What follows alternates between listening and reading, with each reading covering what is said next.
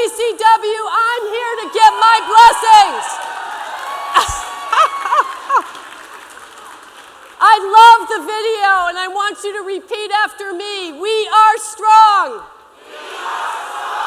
We are united. We are change.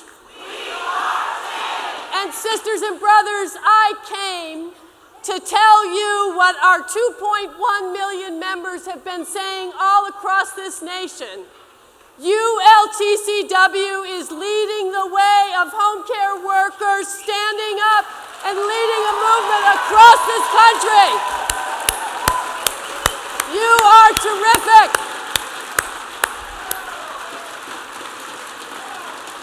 I don't know if you appreciate, because you're taking your work for granted, that when we saw the number on the video of 71,000 new members in this local union, that you are part of a national movement that has made it possible for SEIU home care workers across this country to have over 100,000 more members today because of you.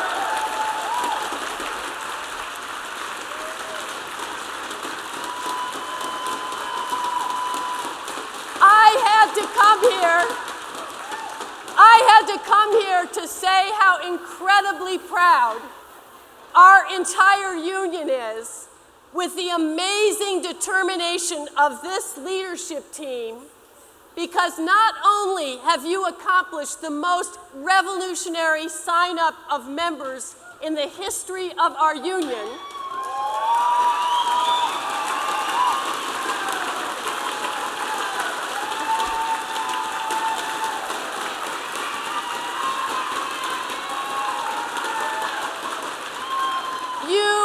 have enrolled more members into the Affordable Care Act than anyone else in the country. The White House called to tell me.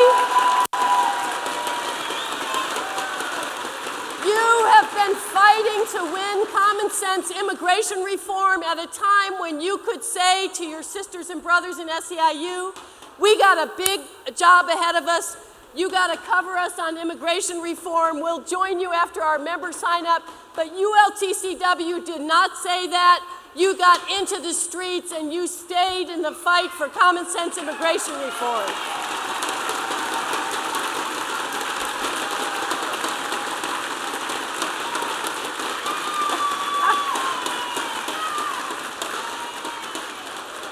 And what is an untold story outside of your local union is at the same time you were moving on those fronts, you were also bargaining to raise wages and improve services for people that you care for every day all across this state. So it's an amazing tribute, and I am grateful to be here with our Executive Vice President, Valerie Long, to salute your incredible leadership.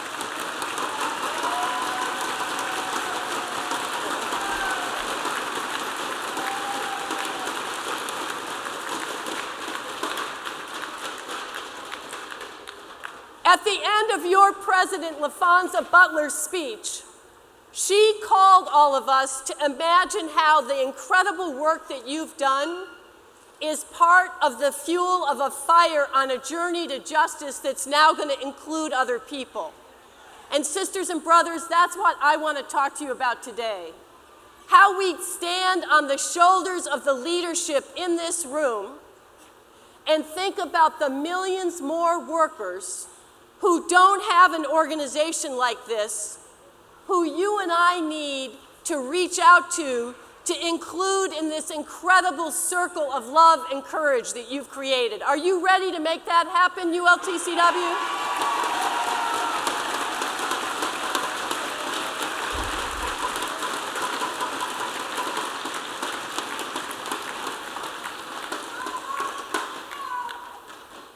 So let me tell you about a promise that some people in our nation believe that we should fight to make possible.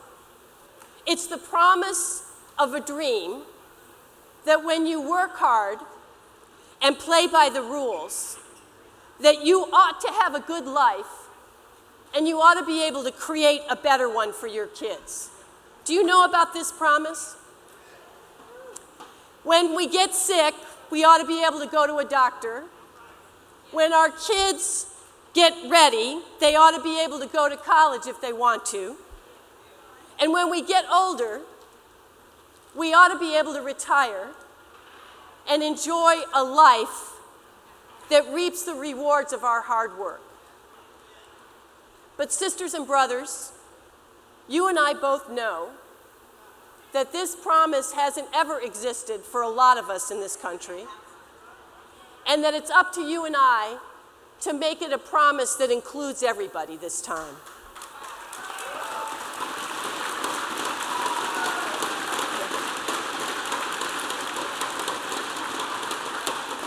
I'm looking at the faces of people in this room who know the meaning of hard work and play by the rules. But you and I both know that the wealthy and profitable corporations in this country don't pay wages that are required to just get by. And these profitable corporations are led by CEOs who I want to call deadbeat. Yeah, deadbeat CEOs. That's what I'm calling them. You know who I mean. Those CEOs who get paid millions of dollars but deny workers pay that they can feed themselves on despite record profits. But you and I know, sisters and brothers, that the brave workers who are the backbone of this country, including many of you in this room, are standing up and saying, enough is enough, we deserve better.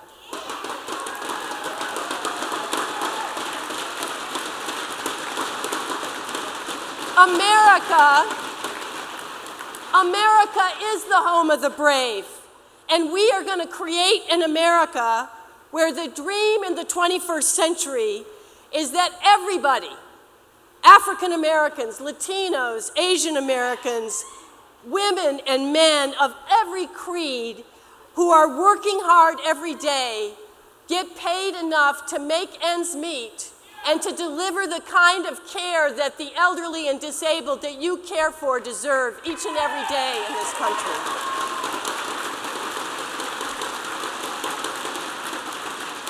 And that's what we demand.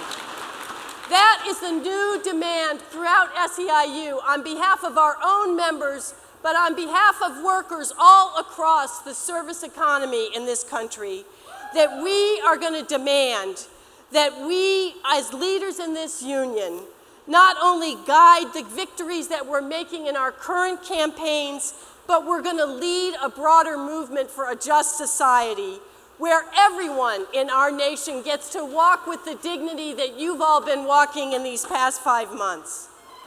This weekend, you're going to talk a lot about the leadership characteristics that are required to make this happen. And every one of the people in this room that I've had the pleasure to walk with, but also through the stories that LaFonza Butler has told us at the national level, I know that you embody the characteristics of leadership that we adopted at our international convention. Yes, you do.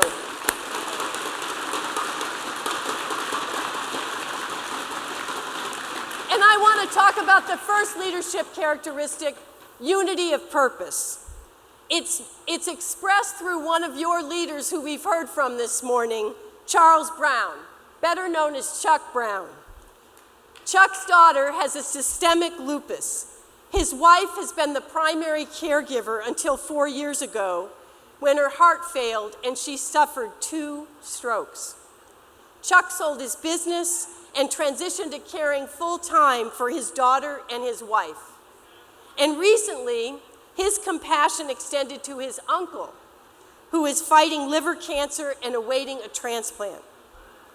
All told, Chuck is providing 307 hours of care per month.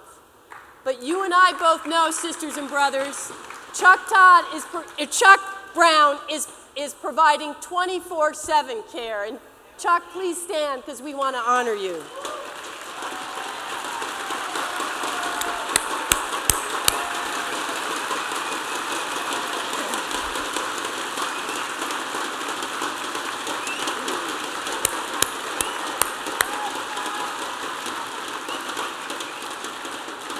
is motivated by love for his family.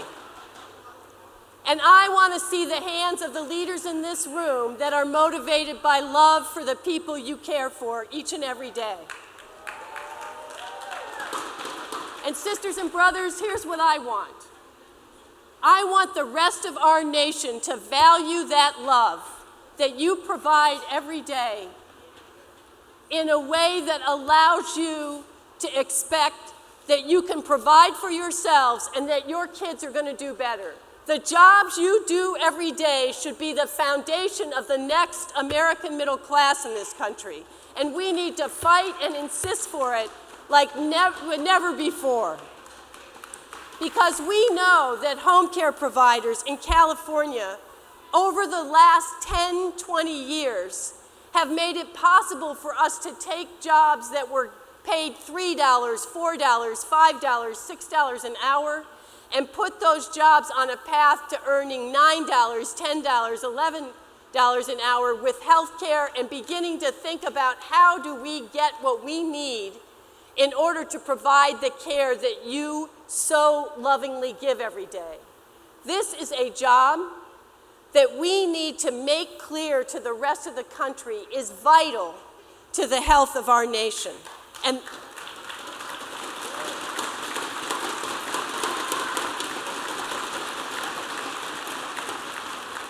while we're fighting that bigger fight, we're also fighting fights like the one that the Ventura County home care workers recently won when they got their,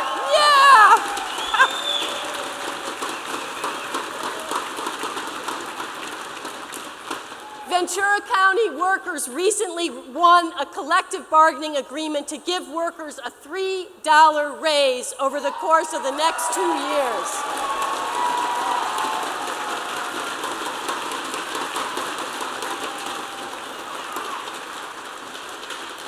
And sisters and brothers, what I know about United Long-Term Care Workers Union is that Chuck and the leaders of Ventura County are not alone. They're joined by every other county represented in this room, and you and I know that we stand on the shoulders of women who made incredible sacrifices to birth this great union. Women like Verdia Daniels and Ophelia McFadden. People who had the vision to believe that in spite of people saying, no, that can't be done. The home care work, that's domestic work. It's lucky we can be paid anything at all. Do you remember those days? Yeah, we remember those days. And we came together and formed the incredible, powerful ULTCW and made it crystal clear that home care work was going to be invisible no more and that it needed to be valued by not just ourselves, but our entire community and by the state of California.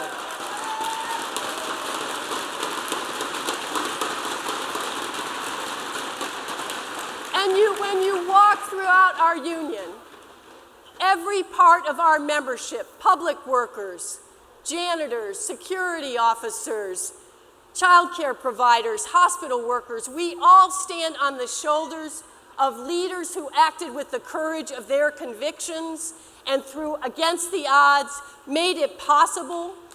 Some had to go on strike. Verdia and Ophelia held barbecues, went to the LA Board of Supervisors.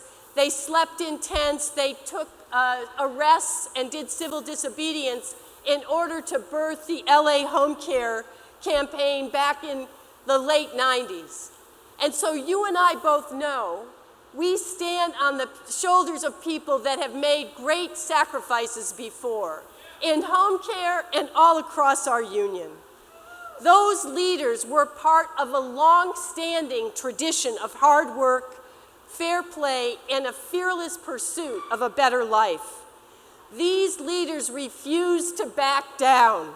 They refused to back down when people said no. They refused to back down when people threatened their jobs. They stood up for what was right and had each other's backs, even against the most rich and most powerful forces in our nation, and they did not take no for an answer.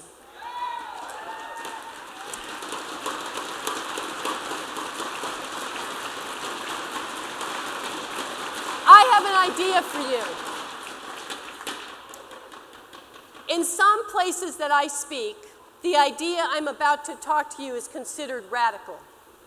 But I know in the heart of the powerful ULTCW leadership that this idea is common sense. That when paid a fair wage, child care workers, home care workers, fast food workers, and janitors can be the foundation of Americans' next American middle class. That this middle class should be open to everybody this time. Too many workers in our nation are still undervalued, underpaid, and underestimated. And you and I both know that we hear the same story no matter where we go. Think of the neighborhoods you've been knocking. Think of the phone calls you've been making.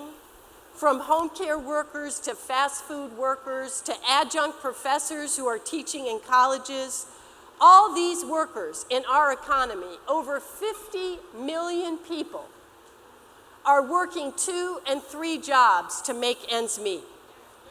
And they still worry about what will happen if they get sick one day. And they're sitting at a kitchen table trying to figure out whether to pay the food or pay the rent. They wonder what will happen when the day comes that they're no longer able to work and haven't been paid enough to retire. The fact is, brothers and sisters, our nation runs on our labor. Hard work is the secret to success behind every company's strong earnings report. Our nursing home workers in this room know that it's no secret that the successful CEO and board of directors are built on the thousands of certified nursing assistants who are cleaning bedpans and changing sheets on the midnight shift.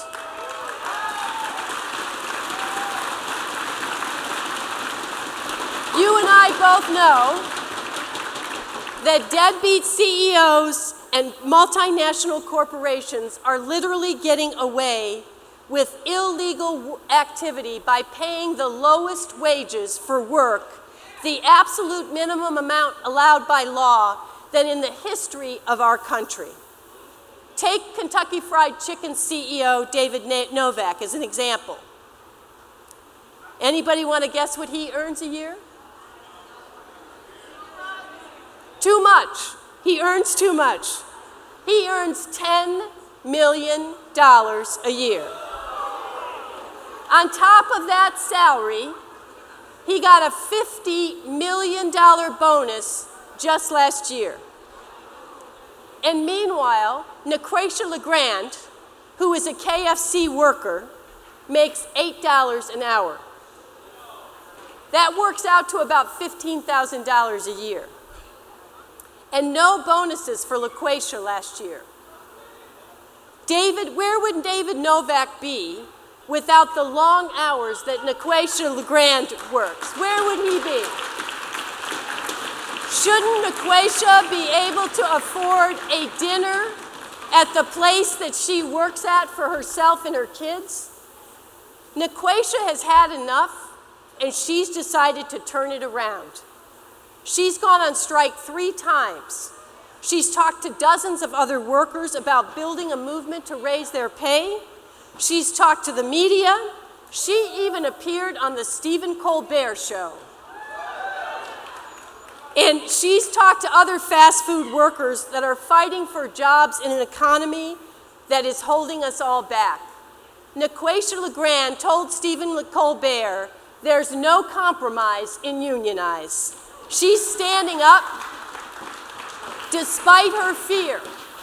And we talked about obstacles in the warm-up exercise just now. How many of us have had a little fear every now and then? I have, and Nequacia has too. But despite her fear, she's doing it for her family. 3 generations live under one roof in a 2-bedroom apartment in Brooklyn. And if she loses her job, it's a hardship for everybody in her family. She knows the stakes, and she's taking a stand. The Fight for 15 is now the rallying cry for Nequasia and other paid workers.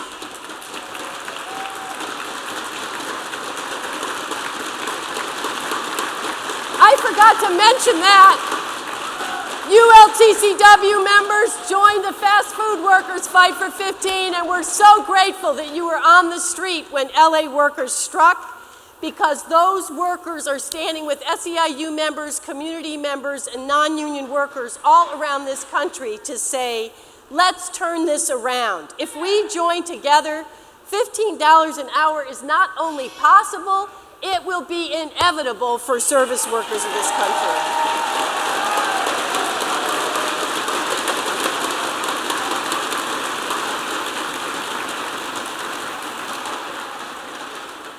Sisters and brothers, you and I know in our guts, when hard-working people can live on the wages they are paid, they can afford the necessities like food and health care and rely less on government programs to get by and get the economy back on track. We are sick and tired of, as taxpayers, of subsidizing multinational corporations because they don't pay their workers enough for food and for health care.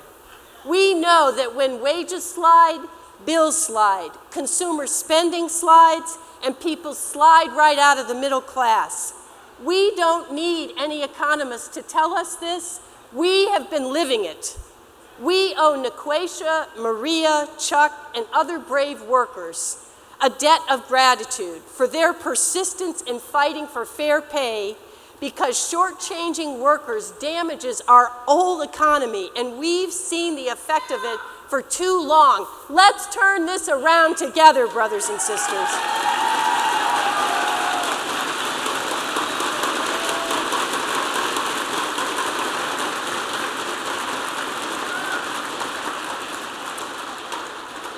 Let's consider all the people in New York's tourism industry. In 2012, nearly 50 million travelers spent $37 billion visiting the Big Apple, many arriving through JFK Airport.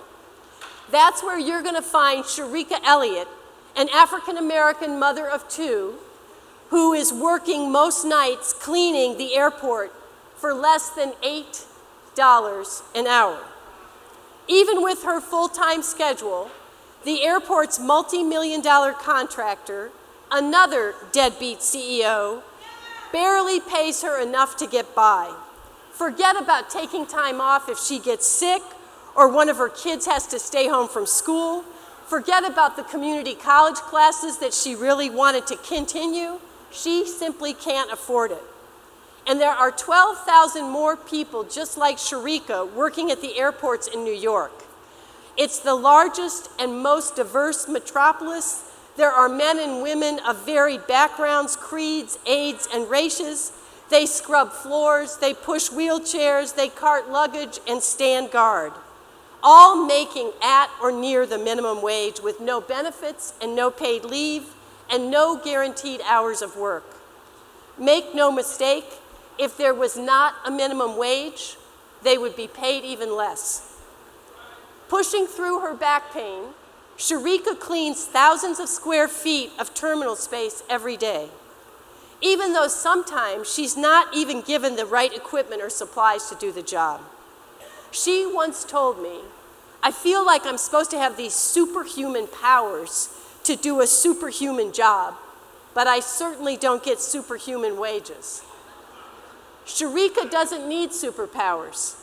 She has the power of her coworkers standing with her and fighting for higher wages and better conditions.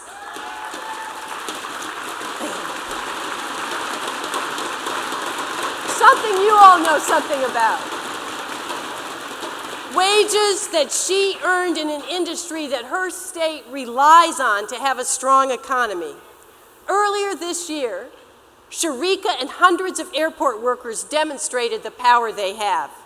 Together with activists, community members, and elected officials, they protested, marched, and were arrested in an act of civil disobedience while honoring the spirit and legacy of Dr. Martin Luther King. They were brave and stood up. to demand good jobs and dignity for airport workers.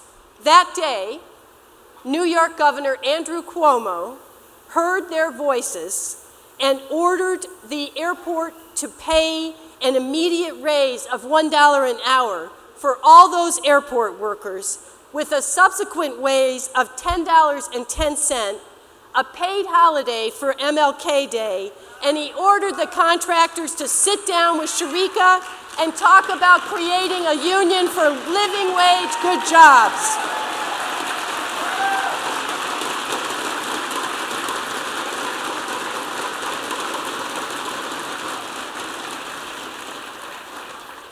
And what Sharika and her co-workers at that airport are trying to do right now, brothers and sisters, is practice another leadership characteristic, which is how are we open to learning and ask questions? Because they're trying to figure out how to take what Governor Cuomo did and force the airlines and the airport authority to reach together to form a union so they can guarantee that wage increase and bargain health care and pension and create a better life for themselves and their families. And you and I both know that because those 12,000 workers are going to stick together, they're going to win what they demand.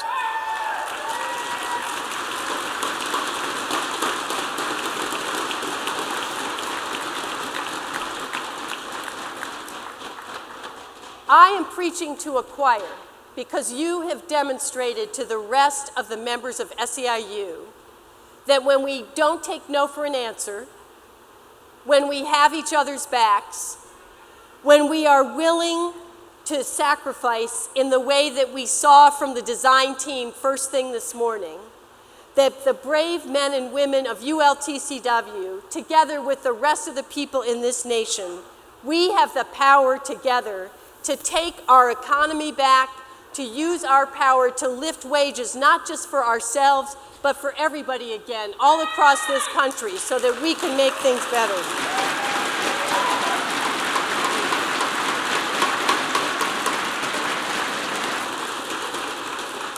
And sisters and brothers, nobody has tried to do what we are calling ourselves to do in this moment. But I am firmly convinced, given the shoulders that we stand on of this proud union, and people like Elizabeth Cady Stanton and the women's suffrage movement that demanded the right to vote and work, they were told no, stay home. They got loud enough, they wouldn't take no for an answer, and 100 years later, we have them to thank for the vote. Cesar Chavez and Eliseo Medina said they were not going to take no for an answer from the growers. They said that farm workers should also be able to be a part of Si Se Puede and raise their wages and have dignity.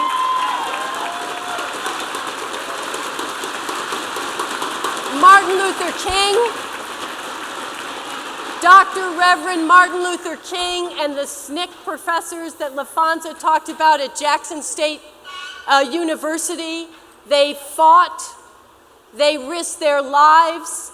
Some of them had to sacrifice their lives. They marched. They would not take no for an answer. They won the right to vote. They called the question on racial inequality. They started the fight for economic inequality. We can do this, brothers and sisters. We are not waiting anymore. It's time. It's time, brothers and sisters, for corporations and the wealthy to get on the right side of history in our country and invest in the next American middle class and a dream where when you work hard and play by the rules, we can provide for ourselves and expect that our children are going to do better than we've done. I am so proud of the work that you've done at this local. I am so grateful to be a part of your walk for dignity, and we will join you in the journey for justice. Thank you so much, brothers and sisters, for the incredible work that you've all done on behalf of each and every SEIU member. Thank you so much. Thank you. Thank you.